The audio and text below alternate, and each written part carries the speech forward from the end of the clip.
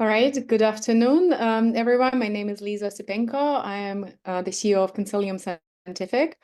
We have a very fascinating speaker today. We're welcoming Professor Carl Elliott from University of Minnesota, where he's a professor of philosophy.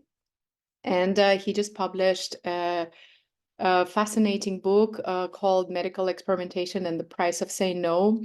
The book came out just a few weeks ago. And it's not the first book Carl published. You can find his other books in our library. And we've had quite a few talks about conflicts of interest and some talks on whistleblowing, but we didn't talk too much about academia and what's going on in academia. So Carl has an absolutely mind-blowing stories for us to share today from his experiences and his research to date. So Carl, please welcome and thank you so much for coming. Thank you. Thanks for having me. Glad to be here. So, got this new book out. It is called The Occasional Human Sacrifice. And despite the title, it's actually about whistleblowers. So, people who expose the crimes, the sins of their own group, their own organization. And I think we all have a sense of how whistleblower stories go, or at least are supposed to go, because we've read about them in books and newspapers, and we've seen the Hollywood movies. They're what Kurt Vonnegut used to call man-in-a-hole stories. Somebody gets into trouble, then gets out again. So Kurt Vonnegut actually used to plot this out on a graph. The line goes straight, then it takes a dip, and then it returns to the baseline again. He says, look, people love this story. They never get tired of this story. And the reason they never get tired of this story is because it has such a reassuring message.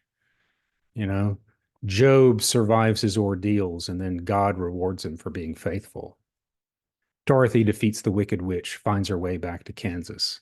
The whistleblower exposes the truth and brings down the corrupt organization. The man gets out of the hole. But there's something missing in this account, and what's missing in this account is what it is like to be in the hole. Because when you're in the hole, it's very dark and your thoughts turn inward and the outside world fades away. And all you can think about when you're in the hole is yourself and how to get out of the hole.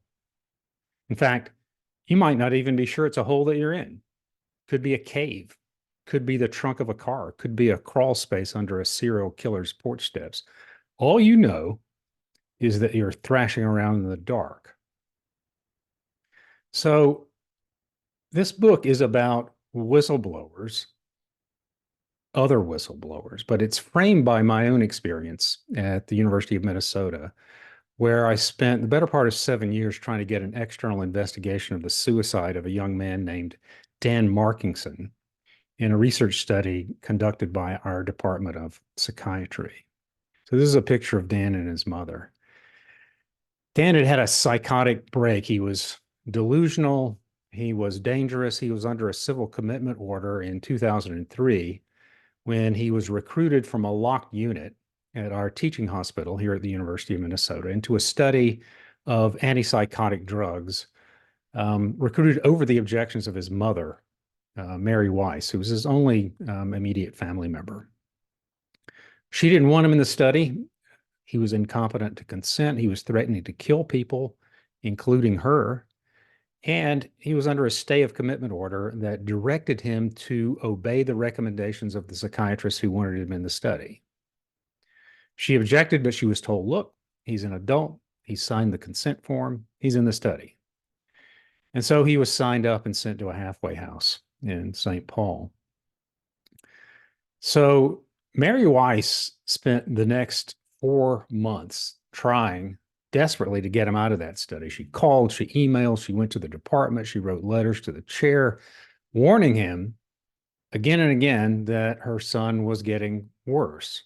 And in April of 2004, she actually left a voice message for the study coordinator saying, look, does he have to kill himself or kill somebody else before anyone does anything? And 3 weeks after she left that message, Dan, her son, nearly decapitated himself with a box cutter. and his body was found mutilated in the bathroom of the halfway house he was staying in, along with a note that said, I went through this experience smiling. So I spent over 6 years digging into this story and trying to get an external investigation of it. I wrote about it in Mother Jones magazine in 2010, which accomplished almost zero. And then spent another 5 years filing complaints to regulatory bodies, writing editorials, lobbying politicians, organizing protests, petitions, vigils, all of it with no sign of success whatsoever. And as you can imagine, this really didn't make me a very popular figure in the medical school here, or in the bioethics center where I worked for that matter. But finally, with the help of a former governor, Arne Carlson, we managed to get an investigation by the Office of the Legislative Auditor, which is a watchdog agency here in the state of Minnesota. And so when it came back in March of 2015, it seemed like a vindication. It found coercion, it found conflicts of interest. It found all the things that I think any reasonable person could have seen from the very beginning. But here's the thing. Vindication turns out to be not the same thing as getting out of the hole. It's more like crawling out of a ditch in the middle of the desert. I mean, I think if anything, being vindicated made my colleagues in the medical school resent me even more. And to be honest, it really didn't change anything at the university. There was no official apology. There was no financial compensation for Mary Weiss. There were no sanctions for the researchers, and really no real reform. And so today, 9 years later, that whole episode has been almost completely forgotten, which is very demoralizing. And so a number of years ago, as a way of trying to figure out how things might have gone better, I started teaching a class on medical research scandals. Very demoralizing class, all scandals, only scandals, 2 a week for a whole semester. And we kind of start with the classics, you know, the Tuskegee syphilis study, the Willowbrook hepatitis studies. And then we move on to present day abuses like the Paolo Macchiarini trachea implants in Sweden. So what I wanted to do was try to put a lot of scandals side by side so that we could compare them, see if any patterns emerged. In other words, what I want to know is the University of Minnesota a uniquely bad institution, or do other institutions behave the same way? And what I found out was that my experience was actually pretty typical. You know, research institutions never do the right thing. They deny wrongdoing. They stonewall the press. They protect their own faculty members, rarely apologize, and basically do whatever they can to avoid compensating the victims or their families. And then the whistleblowers are ostracized, fired, sued, and in at least one case that I look at, reported to the police and interrogated. It also turns out whistleblowers are actually pretty rare. In most of the cases in that class, the doctors, nurses, study personnel, administrators all know that patients are being harmed and lied to and exploited, often for years, but they don't say anything about it. They just stay quiet. So I started to wonder, what about those people who did step out of line and speak out? What was different about them? How do they explain why they did what they did? And what about those people who didn't say anything at all? How do they explain it? So I'm going to start with the second question, which is not what my book is about, which is really, why don't bystanders to abuses speak out and try to stop the abuses? And you might think that's an easy question to answer. You just ask them. And that's what sociologists and psychologists have done. They've gone into organizations where bad things have happened, and they ask the people who said nothing why they kept quiet. And the bystanders will generally say some combination of 3 things. 1, I was afraid I'd be punished. 2, wouldn't have accomplished anything. And 3, I don't rat out my own group. That's what they say. That's what they tell themselves. The question is, are they being honest with themselves? So I got a study for you. It's an empirical study.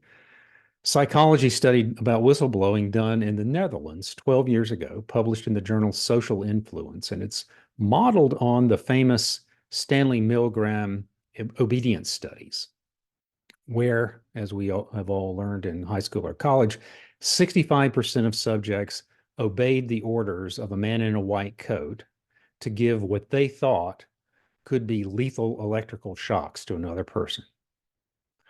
So in the new version, the researchers wanted to find out whether a group of university students would blow the whistle on a research study that was obviously dangerous.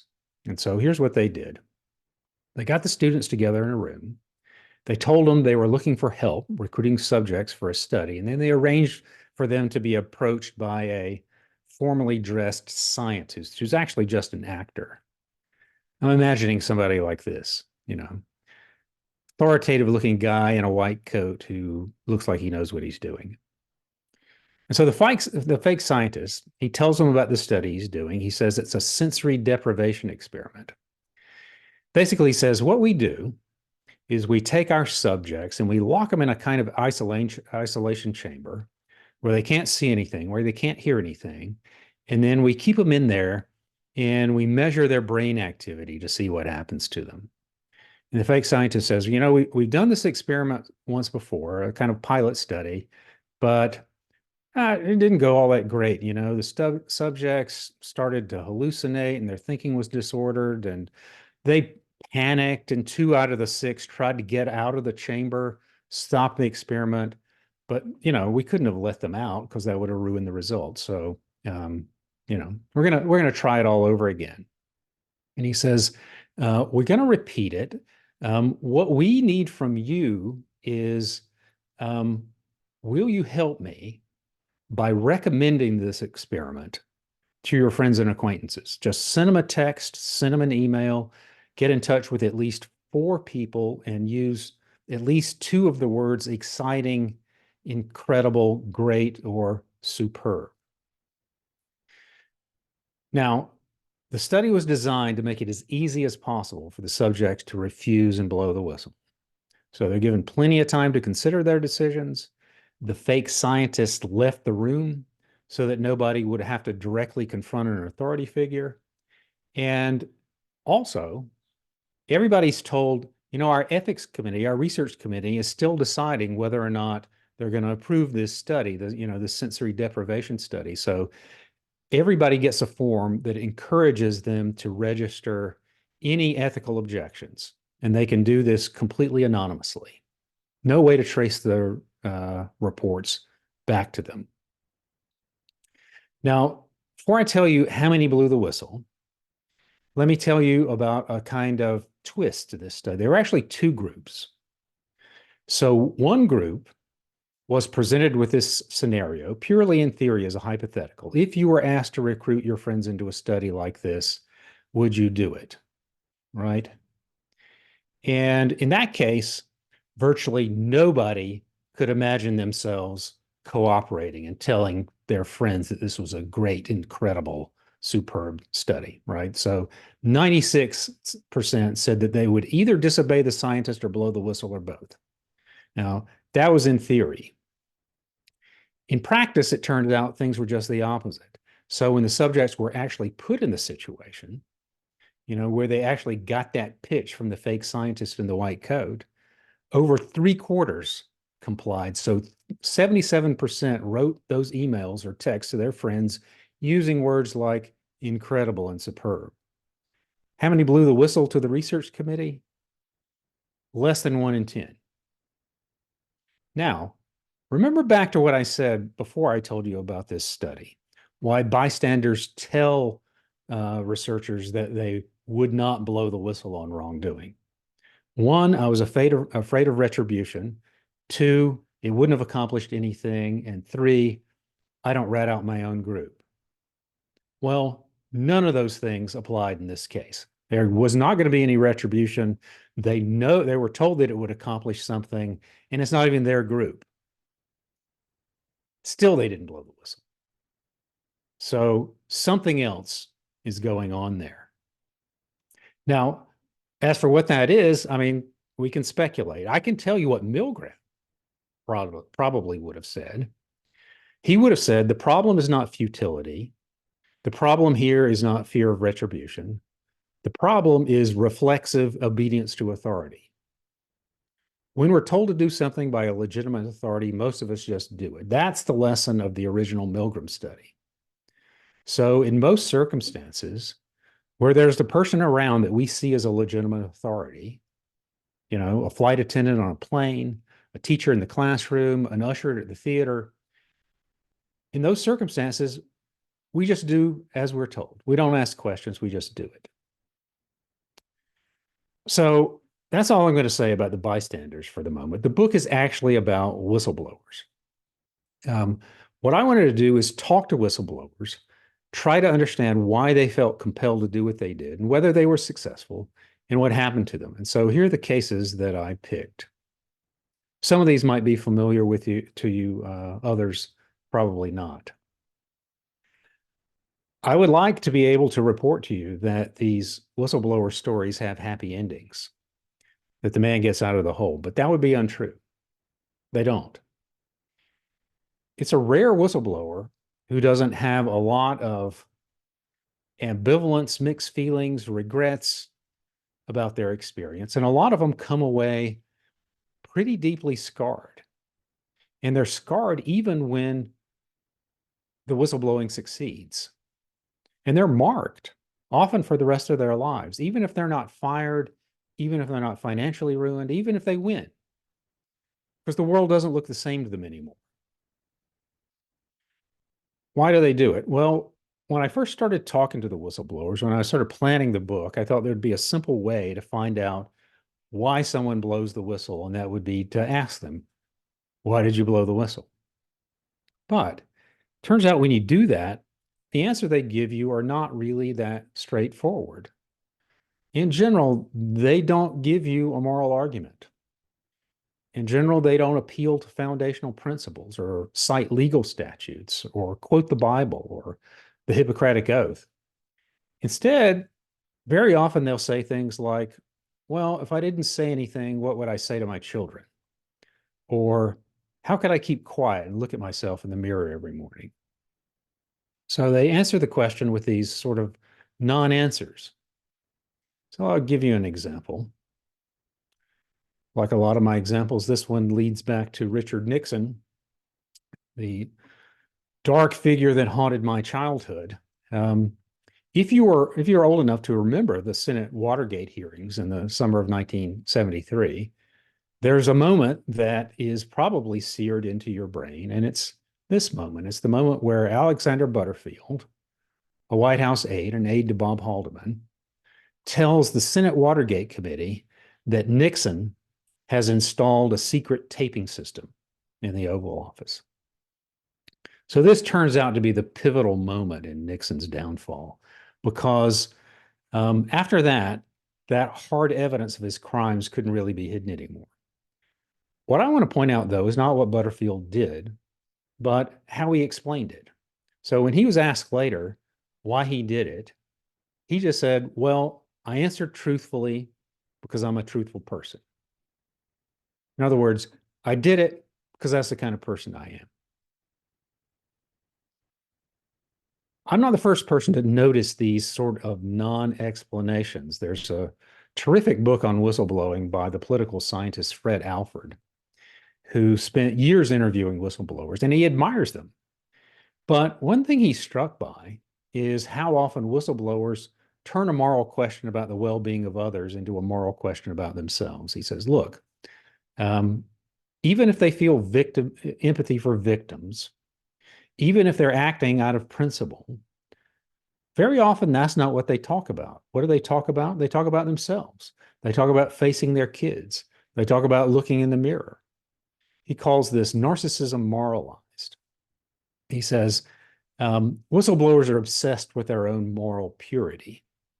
And so if they find themselves a part of an organization that's cruel or corrupt, they rebel because they don't want anyone to think that they are like everybody else in the organization.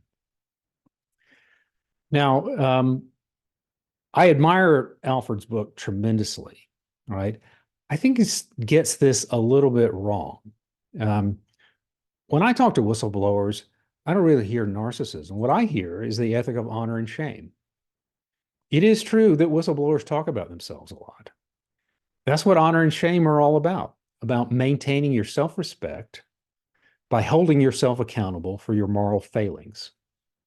That's the distinguishing feature of honor, your obligations to yourself. And so, yes, of course, whistleblowers talk about themselves. That's perfectly natural. So let me just say a few things before I move on about that ethic of honor, which is fundamentally about respect and self-respect. This is what people are getting at when they say things like, how could I hold my head up? What they're getting at is, how could I respect myself? Because honor is not just about getting respect from others, although that's very important. That's why insults require a response in the honor ethic. It's also about deserving respect, because it's not enough to get respect that you don't deserve. You want to be the kind of person who's worthy of the respect you get. And if you fail, you feel ashamed of yourself. That's not wounded narcissism. That's just what happens when an honorable person fails to measure up to the honor code. So take, for example, Ron Jones. Ron Jones is one of the 3 doctors who exposed the so-called unfortunate experiment at National Women's Hospital in New Zealand. This was a study where women with a precursor of cervical cancer went untreated, sometimes for decades. And so when I asked Ron, what tipped the balance for you? He just said, well, it's probably a reflection of the nature of the man I am. Or take Oscar Simonson, cardiovascular surgeon at the Karolinska Institute. He's one of the 4 who helped expose the crimes of Paolo Macchiarini. He said, well, because I have to be able to hold my head up. John Pisando at the Fred Hutchinson Cancer Center in Seattle.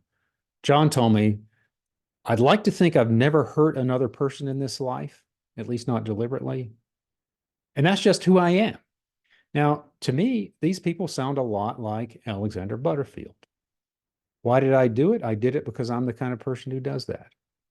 That's the language of honor.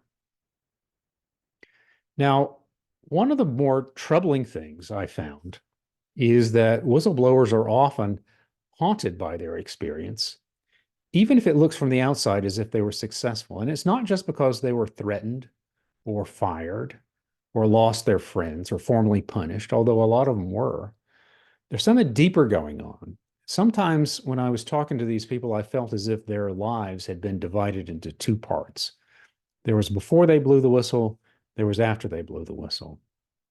And in between is this kind of profound existential break. And part of that, I think, just has to do with what whistleblowers are like, because blowing the whistle takes a certain amount of idealism. I mean, there's a reason cynics don't blow the whistle. They're convinced the system is rigged. To blow the whistle, you need to have some expectation that if you speak out about something that's obviously cruel or corrupt or unfair, then other people are going to be as outraged about it as you are. And that almost never happens. You think the authorities will leap into action, and they don't. You think your colleagues will stand by you, and they don't. You think you're doing the right thing, but you're treated like Judas Iscariot. And so you come away really shaken and kind of disoriented because your whole view of the way the world works has been upended. And that can drive a lot of people to a really dark place. There's one conversation that I had that really sticks with me. It was with Matthias Corbaccio, another cardiovascular surgeon in Sweden. He's also one of the whistleblowers who helped expose the crimes of Paolo Macchiarini at the Karolinska. And Matthias told me a story from his time in high school when police found cocaine in the car of a friend of his. And the friend told everybody that the cocaine belonged to Matthias. Now, Matthias says, look, I was 17 years old. I'd never done cocaine in my life. But, that feeling of being wrongly accused That stuck with him. He said blowing the whistle on Macchiarini felt like that. And it's not just that the real offenders get off, it's that you are seen with such contempt. And all your illusions that there's some kind of justice in the world get shattered. So I think that's part of it, this kind of existential disillusionment. But another part of it has to do with identity. If you're a doctor in an academic medical center, when you blow the whistle, you become toxic. You're radioactive. Nobody wants to be around you. And even people who might secretly be sympathetic or even think you're right, they're afraid to say so because they're worried that they'll become radioactive too. And so what this means is that the whistleblowers are sent into exile. They're kind of cast out, you know, they're cut off from that community that has given them their sense of who they are. And they're cut off precisely because they've done what they believe honor requires them to do.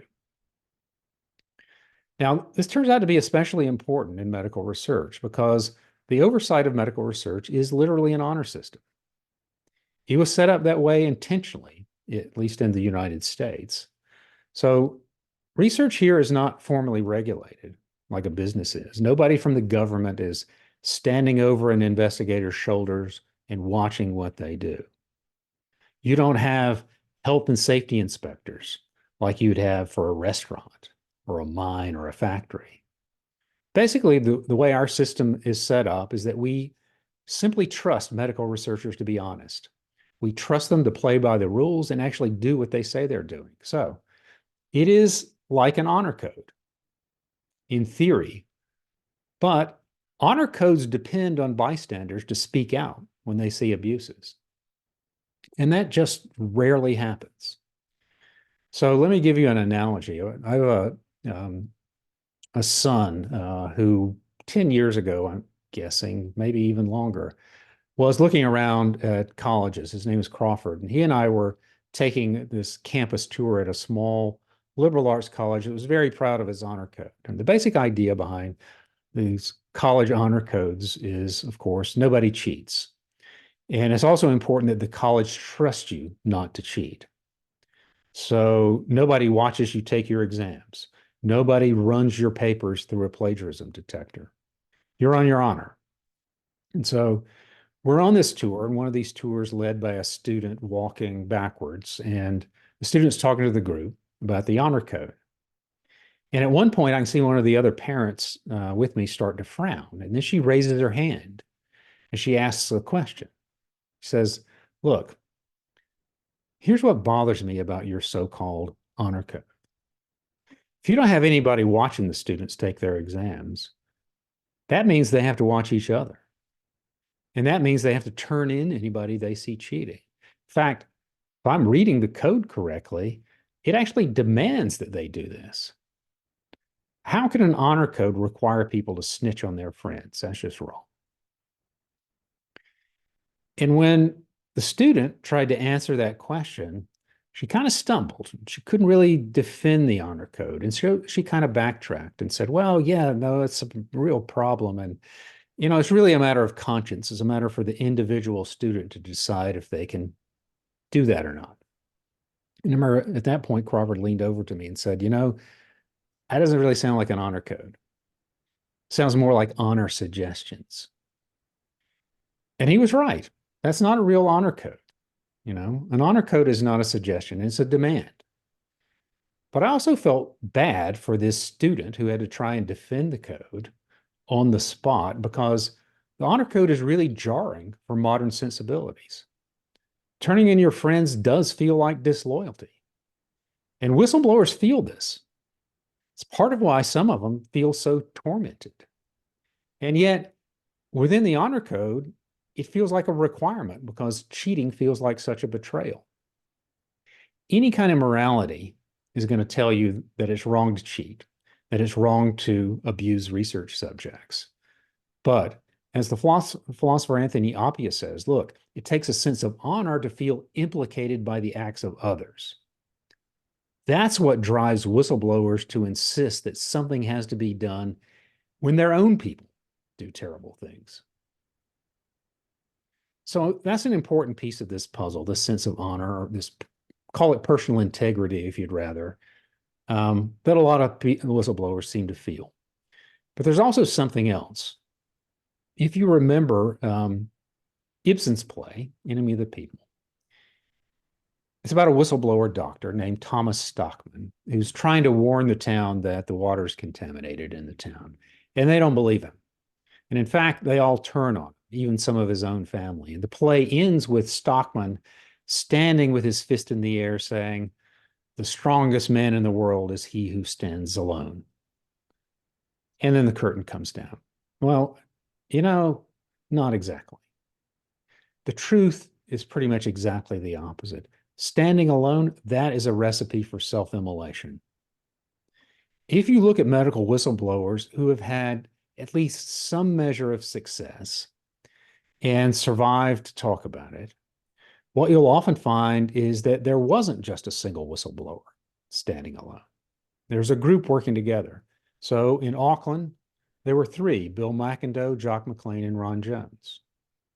With the Paolo Macchiarini scandal in Sweden, there were four: three surgeons and a critical care doctor.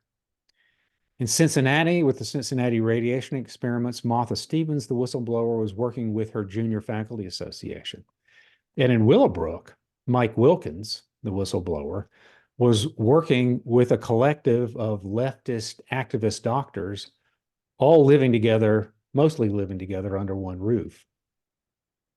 So solidarity turns out to be crucial for psychological survival, but that's not the only thing. So let me tell you, let's go back to that original Stanley Milgram study. Yes, it's a bleak study, but if you look carefully at Milgram's follow-up studies, what you'll see is that they pointed towards a solution. What Milgram found is that he could tip the scales away from obedience and towards the demands of conscience if he manipulated the conditions of the study. And so the biggest change was if he put dissenting Confederates in the room.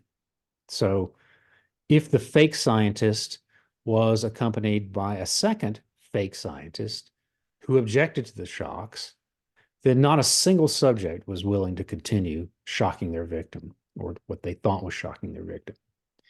And if a subject was placed at a table with two other fake subjects who said, "No, I'm not doing this," then they resisted too. So in other words, the people in the study were far more likely to follow their conscience if they didn't feel so isolated and alone in their dissent. So the key to dissent is solidarity. Now, let me just finish up with one more demoralizing thing that I learned from my research scandals course. Now, I've talked about bystanders, talked about whistleblowers. What about the researchers in charge of abusive studies? What happens to them? So I got another story to tell you here.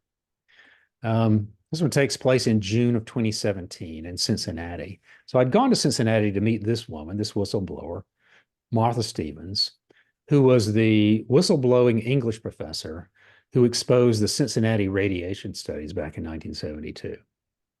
So Pentagon-funded studies during the Vietnam War designed to figure out how radiation is going to affect American soldiers in case of a nuclear attack. They wanted to know, look, if they're flying a plane, how long before they lose consciousness? Are they going to throw up? How long will they be able to see? These kinds of things. And so to do this, a radiologist by the name of Eugene Sanger was subjecting poor cancer patients, 60% of them Black, to total body irradiation. So without telling them why, without telling them it was for the military, and without telling them that it might kill them. Now, I had read that the hospital at the University of Cincinnati had been forced to put up a memorial to the victims of that study. And I'd never heard of a hospital actually doing something like that. And so I decided I needed to see it. But when I got to the hospital, I couldn't find it, and nobody there seemed to know anything at all about it. Never heard of the memorial, never heard of the radiation studies. And finally, after calling around all over the hospital, somebody located a young woman from the radioisotope lab who knew what I was talking about. And this young woman led me through this long series of dark underground tunnels in the sub-basement till we finally get to some stairs and walk up, and we emerge in the sunlight, and we're standing in a kind of empty courtyard next to a parking ramp, and I can't see any memorial. So I say to her, where is it?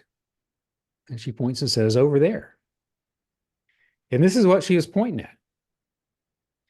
And my reaction is, I don't see a memorial. I'm just seeing shrubbery. And she says, no, the memorial's behind the shrubbery. Just slide in there between the bush and the wall and you can see it. And, that's what I did. And it's true.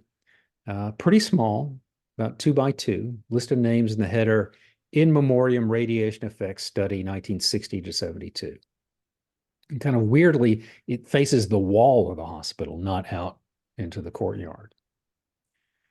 So I took a picture or two to show to Martha, and then the woman with me says, would you like to see the Sanger lab? And I thought, wait, there's a Sanger lab, as in Eugene Sanger, the architect of the atrocities that are being memorialized here? Yes, absolutely, I'd like to see that. And so she took me up to see it. And there in the waiting area is a kind of a little shrine to Eugene Sanger. The man behind the studies has got photos, got old medical instruments, his honors, his awards, and so on. And I thought to myself, this could be the moral of my book. That's the way these things work. To the doctor behind the atrocities, a shrine. To the victims, a plaque hidden in the shrubbery. And if you look at other studies, you'll see something very similar. So this is John Cutler. He was implicated in both the Tuskegee and the Guatemala syphilis studies. This is the man, if you read the President's Council report on the Guatemala studies, this is the man who dripped gonorrheal pus into the eyes of a dying woman in Guatemala to see if they'd become infected. What happened to him? He's made a dean, of course, and has a lectureship named for him. This is Saul Krugman, the NYU pediatrician who gave hepatitis A and B to institutionalize mentally disabled children at the Willowbrook School. What happened to him after he was exposed? He was made president of the American Academy of Pediatrics. Albert Kligman, the University of Pennsylvania dermatologist, who famously said when he looked at the prisoners at Holmesburg Prison, he saw acres of skin like a farmer gazing on a fertile field. He did many terrible things, but one was taking $10,000 from Dow Chemicals to expose prisoners to the active ingredient in Agent Orange. What happened to him?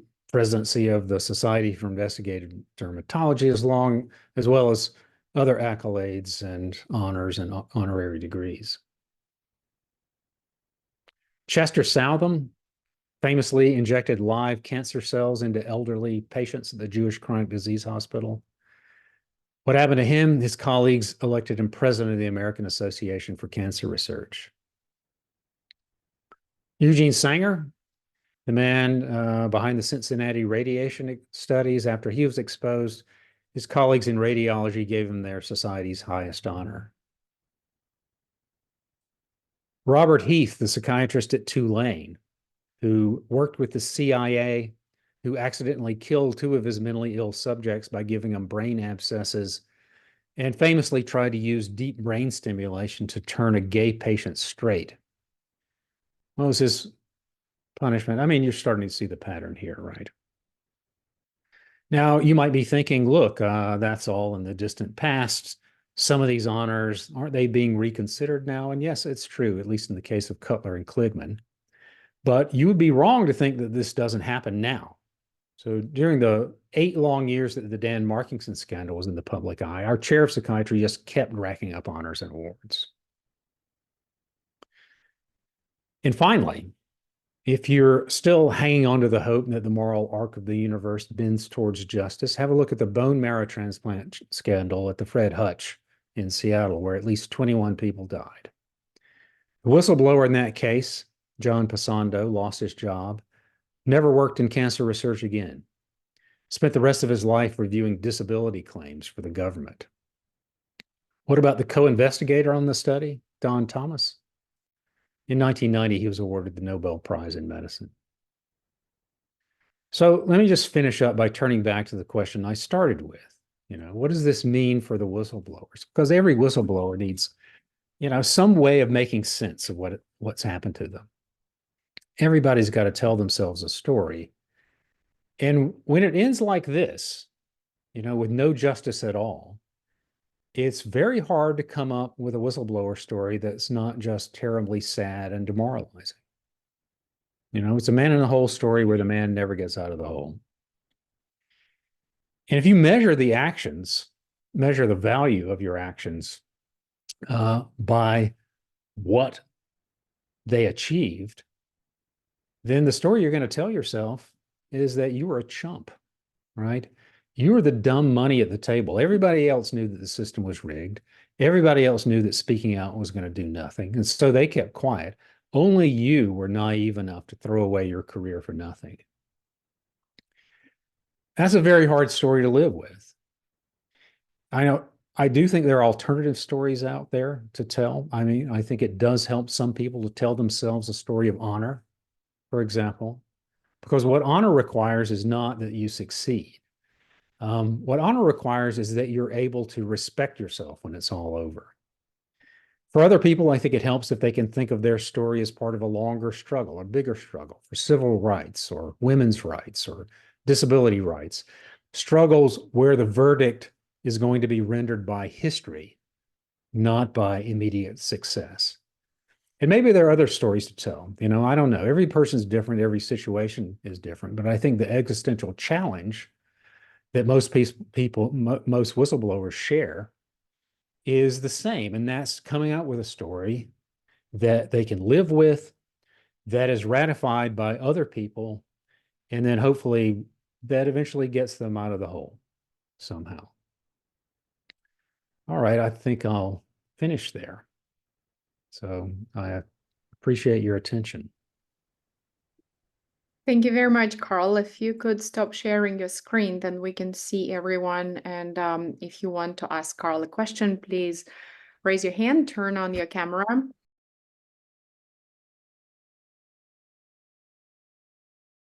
Charles, do you have a question? Please go ahead. Yes. Great. I can't figure out how to turn my hand on except for raise it. Thank you. Carl, great talk. I've heard you speak as well, differently when you spoke with a couple of the other presentations, and I've read your book actually several times. Great, great talk, and a lot of good lessons. Personally, for me, as you know, I'm fighting that same kind of thought about what whistleblowers do. One of the things I've done is go up to see Ralph Nader and ask him for advice. I thought Ralph might be the kind of guy to give me some insights about what to do if you saw something that really is wrong. Because I think Ralph Nader has seen things that were wrong and has made the world a better place. He told me that there are 5 possible different arrows in the quiver, but only one of them works. The quiver that he said works is the lawsuit. Everything else you might as well forget. I can understand why he might say that. I got to say that most of the cases that I write about in the book, the lawsuits did not succeed. I mean, here at the University of Minnesota, the case was dismissed because the judge ruled that the university had statutory immunity that could not be sued for these sorts of things. In Cincinnati, which eventually went to court, the victims of the study were very unhappy. In Seattle, the lawsuit failed as well. I think,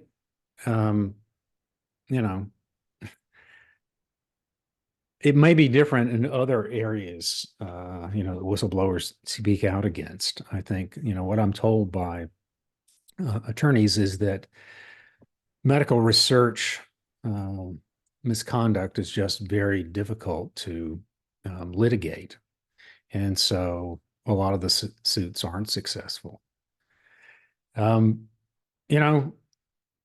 most successful case, I mean, this is part of what I was hoping for in this book is that we can see, those of us who live in the United States can see how the cases have been handled elsewhere.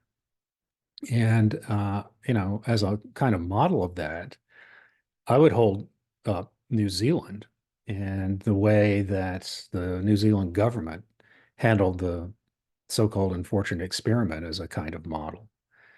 Because, it took forever for the whistleblowers to expose that. But once the case was made public, by virtue of a magazine article in Metro magazine, the government leapt into action. Within a month, they had appointed a judicial inquiry. It got to work immediately.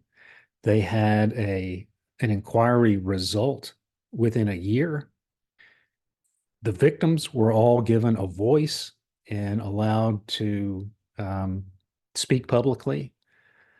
The researcher and the others who had helped prevent an inquiry and kept the research going were forced to answer publicly. The women were compensated. There was an apology. The researchers were sanctioned, and then they remade their research oversight system, and they haven't had a major research scandal in New Zealand since then. If that could all happen here, if any of those things could ever happen here, I think we would, we wouldn't see the pattern repeating itself again and again, which is unfortunately what we've seen. Thank you. I have a related question. I'm not familiar with the trend, but a simple Google search shows that there are quite a lot of law firms offering services to whistleblowers or groups. And I don't know if they've been around 20 years ago, 30 years ago. This is something recent, but looks like even for someone who is not looking for it, there are resources out there. I don't know how well they work. You just mentioned that this litigation is extremely difficult. But is this a new trend? Is this something these services are becoming more available? Or not really? And if it's a recent trend, do you think it may help people to be more brave, to come out because they can turn to someone rather than be alone, or not really? So are these legal firms even busy with cases, basically? I'm not the person to ask about that, but I did talk to whistleblower attorneys when I was working on the book. And since the book has come out, I've been put in touch with a fantastic whistleblower attorney, Mary Inman in San Francisco, and we did an event together. It's very useful to talk to. I would recommend, talking to an attorney before making the decision. Now, a lot of what whistleblower attorneys do is protect whistleblowers against retaliation. I mean, they're not the ones who are filing the lawsuits against the organizations that are behind the crimes. They're helping whistleblowers do it in a way that's likely to work and that's going to avoid some of the worst consequences. And I remember Mary Inman telling me, actually telling the audience, one of the things that I feel like I can do that's valuable for people who are thinking of blowing the whistle is tell them this is what's going to happen to you. And it's not that, I can avoid it happening. I can't protect them from everything. I can protect them from some things, but, simply knowing what's coming, it's kind of like being given a really terrible medical diagnosis. At least you can prepare yourself psychologically. So I think that's one valuable service. The other thing, I remember I talked to Tom Devine in Washington, D.C. when I was writing the book, and he said his advice, their advice, is very often, if you can avoid doing it, avoid doing it. Once you go public, your life is going to be irrevocably changed. If at all possible, let us do it for you. Give us the documents, give us the evidence, try to keep your head down and expose the wrongdoing by essentially leaking it to us rather than, having to go public. Now, I've got to say, that seems like very good advice to me. I don't think it could have worked with any of the people that, that I talked to in the case, because, most of them had been pushing this for years internally before they went public. And so once it became a public issue, everybody either knew already or would have known very easily who the whistleblower was. Thank you. There's a comment from Joanna on this very topic, but there's also a question from her, so I'll read that. A lot of medical research is now done by private doctor entrepreneurs recruited and monitored by CROs working for drug companies, and academic authors present and vouch for research they did not do on patients they never saw, and often via articles drafted by others. Who will fight for research integrity in these circumstances, in your opinion, Carl?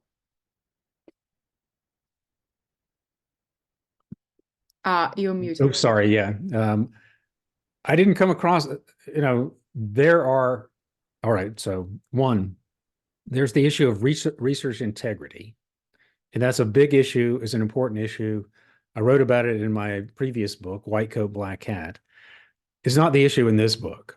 The issue in this book is harm to human subjects in trials, subjects who are deceived, exploited, harmed in trials.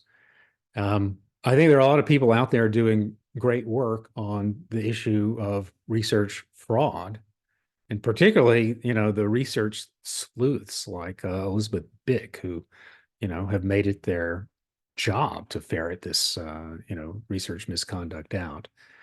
But in the class that I teach, we generally look at somewhere between 25 and 30 cases of abuses to human subjects, many of which are industry sponsored, sponsored by the pharmaceutical industry or the device industry or biotech. And I don't remember any of those having a whistleblower. So maybe there were whistleblowers, maybe someone leaked documents, but I haven't come across it. There are a lot of, there are the key tam lawsuits about, illegal marketing and research fraud and so on against pharma, and maybe there are similar issues with, harm to human subjects. It's just that I don't know about them. All right. Are there any other questions for Carl?